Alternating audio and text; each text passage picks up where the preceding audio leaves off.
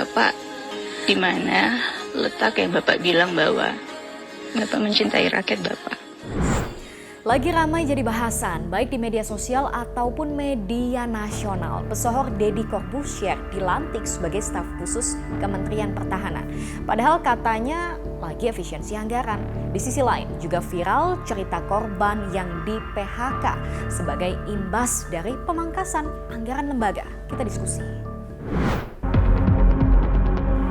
Hari Selasa siang, Menteri Pertahanan Syafri Syamsuddin melantik sejumlah staf khusus dan asisten khusus. Satu di antaranya adalah pesohor Deddy Corbuzier. Selain diambil sumpah jabatan, Deddy juga menerima penghargaan Satya Lencana Dharma Pertahanan. Pelantikan itu sontak menuai sorotan di tengah gencarnya efisiensi anggaran.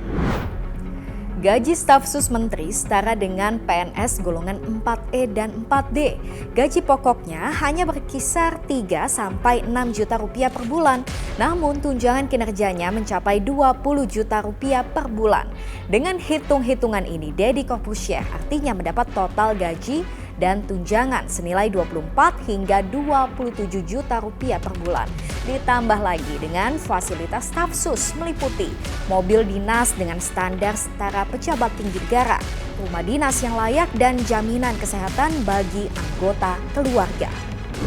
Yang jelas kalau staf khusus itu sesuai dengan ketentuan Perpres 140 tahun 2024, setiap yang akan diangkat menjadi staf khusus itu harus diajukan dulu ke Kementerian Setnek, kemudian akan diproses untuk mendapatkan persetujuan dari Presiden.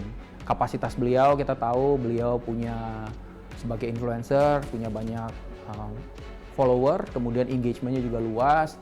Harapannya ini bisa menjangkau sejumlah lini di masyarakat, berbagai elemen, khususnya generasi muda ya, karena beliau kan dalam beberapa tahun terakhir ini sering berkunjung ke kampus-kampus, interaksi dengan anak-anak muda, Gen Z, Gen milenial. Meskipun dasar hukumnya jelas sih, pelantikan staf sus harus sesuai dengan keputusan Presiden. Namun tetap saja urgensinya masih dipertanyakan. Pengangkatan staf sus ini tentu dianggap paradoks ya, dianggap bertolak belakang dari keinginan pemerintah yang ingin melakukan efisiensi. Efisiensi itu tentu harus ada pemangkasan-pemangkasan. Efisiensi itu tentu harus ada pengurangan-pengurangan personil, entah itu apa personilnya, termasuk staf sus, utusan khusus, dan seterusnya. Karena bagaimana mungkin mau melakukan penghematan dan efisiensi kalau penambahan tenaga, penambahan staf itu masih terus dilakukan. Maka tidak mengherankan kalau kemudian pengangkatan Deddy sebagai staf sus itu ya selalu menimbulkan pergunjingan hingga saat ini. Masalahnya pemangkasan anggaran hingga 306,69 triliun rupiah. Ini jelas bukan jumlah yang sedikit dan imbasnya kemana-mana. Misalnya program beasiswa Kementerian Keuangan tahun 2025 yang resmi dibatalkan sebelum pendaftarannya ditutup. Sampai dirumahkannya tenaga lepas atau freelancer di lembaga penyiaran publik. Ini salah satu video yang viral di media sosial karyawan TVRI yang berpamitan di hari kerja terakhirnya. Mangkat Sekno, wis malah rasai basi bis. Lah santai wae, sing tenang karo rencanane Gusti. Rezeki kuwi ora mung saka satu arah. Rezeki kuwi saka banyak arah dari yang tidak kita duga. Berhentian hubungan kerja kepada kontributor. Kontributor, penyiar lepas, bahkan ada yang disebutkan tenaga cleaning service, satpam dan lain sebagainya. Angka yang disebutkan ini combine TVRI sama RRI itu mencapai 1.000 orang. Gitu ya, angka dari Aliansi Jurnalis Indonesia itu mencapai 1.000 orang. Nah, kami juga sudah menyaksikan siaran dari salah satu tenaga penyiar RRI yang viral saat ini, yang nonton tuh udah hampir 1 juta orang dari Ternate yang menyampaikan terkait dengan pemutusan hubungan kerja. Tapi kok Pak Dirut tadi depan kami semuanya mengatakan tidak ada, gitu ya. Pak Dirut mengatakan tidak ada, sementara ini udah viral kemana-mana. Terhadap seluruh karyawan perumahan dan PHK ataupun apapun lah istilahnya, jadi tidak ada dampak buat mereka tetap bisa bekerja kembali dan menerima penghasilan seperti semula. Jadi nanti akan kami sampaikan kepada seluruh kepala stasiun untuk menindaklanjuti. Jadi memang perlu kami sampaikan juga bahwa memang ini hanya terjadi di TVRI penyiaran daerah. Ya, kalau di pusat relatif tidak ada.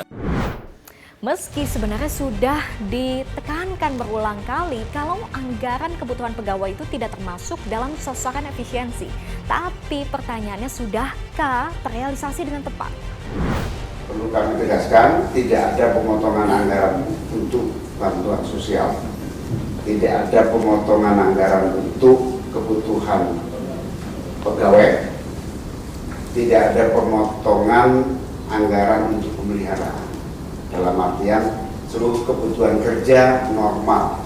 Tetapi kami mendukung dan sepenuhnya akan melaksanakan semua efisiensi dari pemerintah. Flashback ke minggu-minggu pertama usai pelantikannya, Presiden Prabowo menambah jumlah kementerian menjadi 52 dengan total 109 anggota kabinet. Ini belum termasuk staf khusus, utusan khusus yang punya privilege setara dengan menteri. Sebuah kontradiksi yang terpampang nyata. Di satu sisi ada komitmen efisiensi, hemat di sana-sini. Di sisi lain, pembentukan birokrasi gemuk kabinet yang justru berpotensi menambah beban anggaran. Kabinet yang hari ini tuh gemuk kemudian ditambahkan dengan hal-hal yang justru menimbulkan kontroversi.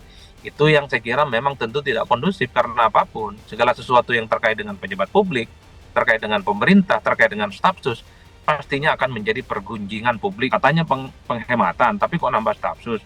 Katanya ingin membentuk kabinet yang profesional berdasarkan kabinet Zaken, kabinet ahli. Tapi ini staf susnya tidak memiliki misalnya latar belakang tentara, tapi dari kalangan sipil, itu pun juga lebih lama berkecimpung di dunia selebritas dibandingkan dengan dunia pertahanan dan keamanan. Saya kira di situ sebenarnya. Yang mesti diingat, tujuan efisiensi anggaran adalah supaya pos belanja negara ini tepat sasaran buat kesejahteraan rakyat. Anda setuju? Lanjut diskusi kolom komentar.